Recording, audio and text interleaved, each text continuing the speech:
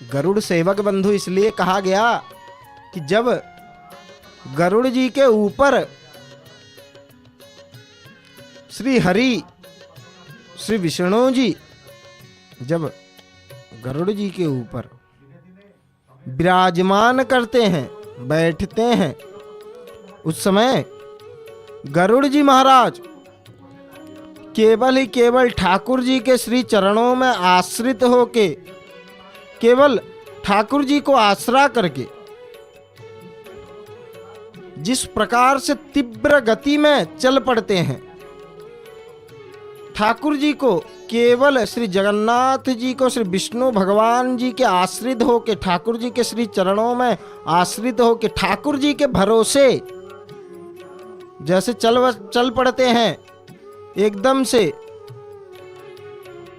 चलने लगते हैं, उस प्रकार से, उस भाव से आज ये सेवक, ये चुनरा सेवक केवल ठाकुर जी के श्री चरणों की आसरा करके, ठाकुर जी के भरोसे आज ये श्री मंदिर के ऊपर चढ़ के, ये केवल एक दिन का नीति नहीं है बंधु, ये प्रत्येक दिन का नीति है।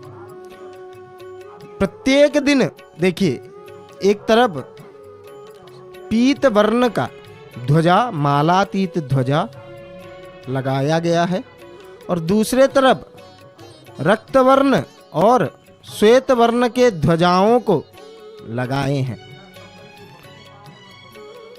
लगाए जा रहे हैं, सेवक महाभाग लगा रहे हैं। तो बंधु केवल जगन्नाथ जी के श्री चरणों के आसरा करके, ठाकुर जी के भरोसे गरुड़ सेवक मानो जैसे स्वयं को समर्पण कर देते हैं, अर्पण कर देते हैं ठाकुर जी के श्री चरणों में। बंधु ठाकुर जी के श्री चरणों में स्वयं को अगर कभी भी अगर बंधु मौका मिले तो स्वयं को कभी ठाकुर जी के श्री चरणों में अर्पण करके, समर्पण करके देखिए, जो आनंद प्राप्त होता है। सदैव भगवत चिंतन में मग्न रहो। जो आनंद बंधु ठाकुर जी को समर्पण होने से है, ठाकुर जी को प्राप्त करने से है, मानो जैसे स्वयं के भार ठाकुर जी के ऊपर लाद दिए हैं। हम पावन ध्वजा परिवर्तन के दृश्य को बंधु दर्शन कर रहे हैं। देव दुर्लभ दृश्य, देवा नाम अपि दुर्लभम कहा गया है शास्त्र में। देवताओं के लिए भी ये दर्शन दुर्लभ दर्शन है।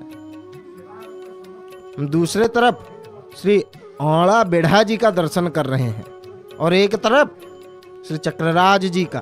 चक्रराज जी के ऊपर सेवक महाभाग जाके पहुंच चुके हैं। मालातीत ध्वजा लगाने के बाद अभी जाके श्री ब्रह्मदंड जी को उतार रहे हैं, नीचे ब्रह्मदंड को उतार रहे हैं। इस जगह पर बंधु देखिए, ये समय ऐसा समय है जो इस समय सिंहद्वार मानो जैसे ठाकुर जी के नाम से प्रकंपित हो रहा है, भगवत कीर्तन से प्रकंपित हो रहा है। भक्तों के अंदर अत्यंत आनंद भरा हुआ है, जैसे इस क्षेत्र में मानो एक आनंद का लहर चल रहा है। भक्त ठाकुर जी के नाम को संभार रहे हैं। सिंहद्वार गूंज रहा है, जय जय जगन्नाथ, जय जगन्नाथ, जय जगन्नाथ के ध्वनि से इस समय बंधु सिंहद्वार गूंज रहा है, प्रकंपित हो रहा है सिंहद्वार। उधर सेवक महाभाग रक्त वर्ण के ध्वजा को उलागी करके, उतार के पीत वर्ण के ध्वजा को श्री ब्रह्मदंड जी के ऊपर लगा रहे हैं। पीत वर्ण के ध्वजा आज श्री मंदिर के ऊपर पतित पावन ध्वजा के रूप में भक्तों को दर्शन देने का सौभाग्य, दर्शन करने का सौभाग्य पीत वर्ण के ध्वजा आज प्रदान करेंगे। बंधु ये दंड को ब्रह्मदंड कहा गया है। सेवक महाभाग जगत का मंगल कामना करके, देखिए जो लागी ध्वजा था उस ध्वजा को स्वयं के गले में धारण कर रहे हैं, गले में धारण कर रहे हैं बंधु। ये साक्षात नारायण जी हैं, बाना नारायण कहा गया है। देखिए ध्वजा को उठा रहे हैं, जय ध्वनि देते हुए, धर्म की जय हो, अधर्म का विनाश हो, प्राणियों में सद्भावना हो, विश्व का कल्याण हो, गौ माता की जय हो, सनातन धर्म की जय हो, भारत अखंड रहे, भारत अखंड रहे। ऐसे कुछ ध्वनि देते हुए, जगत मंगल के कामना करते हुए जब सेवक महाभाग ब्रह्मदंड को उठा देते हैं तो श्री मंदिर के चारों तरफ मानो जैसे एक भक्ति का लहर चल बसता है बंधु, एक भक्ति का लहर चल उठता है। सब भक्त भक्ति से मग्न हो जाते हैं, सजल नेत्रों से श्री चक्रराज जी का दर्शन करते हैं भक्त। ये दर्शन बंधु दुर्लभ दर्शन, उतने आसानी से एक क्षेत्रवासियों को, ये धाम वासियों को भी ये दर्शन प्राप्त नहीं होता बंधु।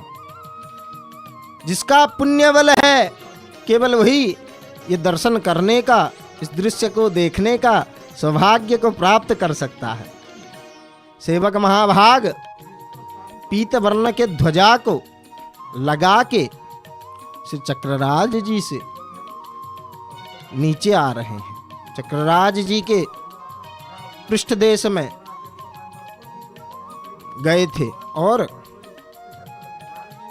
सब देवताओं को स्मरण करके पीत वर्ण के ध्वजा को लगाए। तो बंधु